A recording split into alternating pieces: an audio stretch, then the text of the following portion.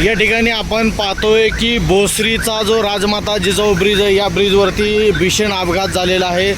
दुचाकी या ठिकाणी पडलेली दिसतं। आपण पाहतोय की दुचाकी पडलेली आहे आणि दुचाकी स्वार या ठिकाणी पडून आपण पाहणार आहोत की नेमकं आता काय झालं, की दुचाकी स्वाराची अवस्था काय आहे ते आपण या ठिकाणी पाहणार आहोत।